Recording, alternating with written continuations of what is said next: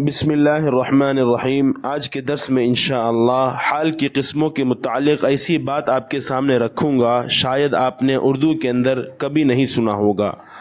حال کی 3 قسمیں ہیں۔ نمبر 1 حال مقارنہ، نمبر 2 حال مقدرہ، نمبر 3 حال محکیہ۔ نمبر 1 حال مقارنہ وہ ہے جس میں فعل کے وقوع کا زمانہ اور حال کا زمانہ ایک ہو، جیسے یشرح المدرس نشیطاً، استاذ چست حالت میں تشریح کر رہے ہیں، یعنی استاذ تشریح کر رہے ہیں اس حال میں کہ وہ چست ہیں۔ ترکیب: یشرح فعل مضارع، المدرس فاعل اور وہ ذوالحال ہے، نشیطاً حال ہے۔ اس مثال میں یشرح فعل مضارع عامل کا زمانہ بھی ایک ہی ہے، یعنی حال فی الوقت، اور اسی طرح نشیطاً کا زمانہ بھی ایک ہے، یعنی استاذ جس وقت جس زمانے میں تشریح کر رہے ہیں اس وقت وہ چست بھی ہیں۔ گویا حال کا عامل یعنی یشرح اس کا زمانہ بھی ایک ہی ہے اور نشیطاً کا زمانہ بھی ایک ہی ہے۔ نمبر 2 حال مقدرہ۔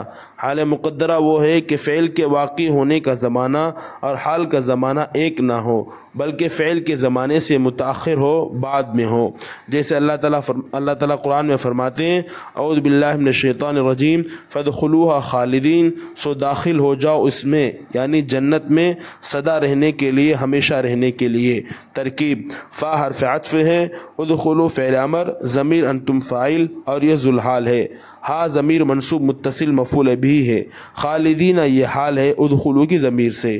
اس مثال میں جو حال ہے اس حال کو حال مقدرہ کہیں گے، کیونکہ خالدینہ کے حال کا عامل ادخلوا یہ فعل امر ہے، اس کا زمانہ فی الوقت کا ہے، فی الحال کا ہے، موجودہ زمانے کا ہے، اور خالدینہ حال کا زمانہ یہ متاخر ہے، بعد کا ہے، کیونکہ بوقت دخول خلود ممتنی ہے، یعنی ایک ہی وقت میں داخل ہو اور ہمیشہ بھی رہے یہ ممکن نہیں ہے۔ دخول کے بعد ہی خلود یعنی ہمیشہ رہنا ممکن ہو سکتا ہے۔ اسی کو عربی میں کہتے ہیں زمن الوصف متاخر عن زمن حدوث عاملھا، وصف کا زمانہ یعنی حال کا زمانہ بعد میں ہو اس کے عامل کے حدوث کے زمانے سے۔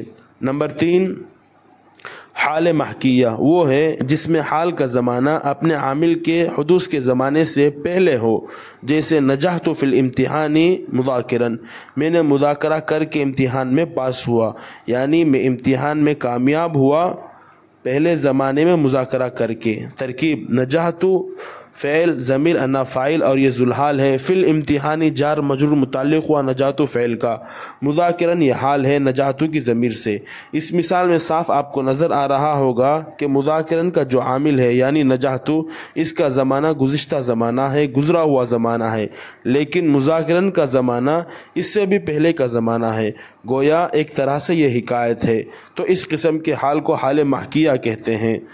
تو خلاصہ درس یہ نکلا کہ حال کے عامل کے وقوع اور صدور کا زمانہ اور حال کا زمانہ ایک ہو تو حال مقارنہ یعنی ملا ہوا، یعنی دونوں کا زمانہ ملا ہوا ہے، اور اگر حال کے عامل کے واقع اور صادر ہونے کا زمانہ اور حال کا زمانہ الگ الگ ہو اور حال کے عامل یعنی فعل کے زمانے سے متاخر ہو، بعد کا ہو، تو اس کو حال مقدرہ کہیں گے، اور اگر حال کے عامل یعنی فعل کے واقع ہونے کے زمانے سے پہلے حال کا زمانہ ہو تو اس کو حال محکیہ کہتے ہیں۔ امید ہے کہ بات مفید لگی ہوگی، اگر فائدہ ہوا تو لائک کریں، کمنٹ کریں، شیئر کریں۔ واللہ اعلم بالصواب، وصلی اللہ علی محمد، والسلام علیکم ورحمۃ اللہ۔